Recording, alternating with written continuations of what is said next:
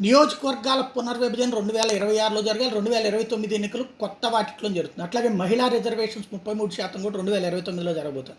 ఈ నేపథ్యంలో నరేంద్ర మోడీ కీలకమైనటువంటి అంశం చెప్పుకొచ్చారు. ఆంధ్ర, తెలంగాణతో పాటు దక్షిణాది రాష్ట్రాల ప్రాబ్లం ఏంటంటే జనాభా ప్రాతిపదిక నియోజకవర్గాల పునర్విభజన జరగబోతుంది. ఆ లెక్కన నార్త్ ఇండియాకి సీట్లు పెరిగితే, సౌత్ ఇండియాకి సీట్లు తగ్గుతాయి. ఎస్పెషల్లీ ఆంధ్ర, తెలంగాణకి సీట్లు తగ్గుతాయి. అంటే తగ్గడం అంటే ఉన్న సీట్లు తగ్గడం కాదు, పెరుగుదలలో తరుగుదల ఉండబోతోంది.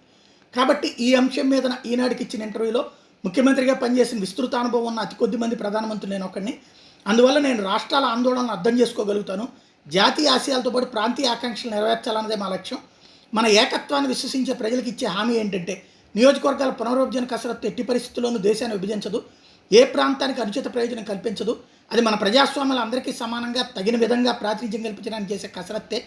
ప్రజాప్రతినిధుల ప్రాతినిధ్యాన్ని మెరుగుపరచడానికి రాజ్యాంగంలో పొందుపరిచిన ప్రక్రియ నియోజకవర్గాల పునర్విభజన. ఈ విషయంలో దక్షిణాది రాష్ట్రాల ప్రజలకు అన్యాయం జరగదని నేను గ్యారంటీ ఇస్తున్నా. ఉత్తర దక్షిణం, పేదలు ధనికులు, కులం మతం పేరుతో విభజించడానికి ఇప్పటికే చాలామంది బ్రిటిష్ కాలం నాటి ఎత్తులు వేస్తున్నారు. కాలక్రమంలో ఓటర్లు ఎంతో పరిణితి చెందారు. దాన్ని వారి చర్యల ద్వారా మనం చూసాం. అన్ని మతాల అభివృద్ధికి అవకాశం కల్పించే వికసిత్ భారత్ నిర్మాణం కోసం ప్రజలంతా ఐక్యంగా ఉన్నట్టు నేను నమ్ముతున్నాను.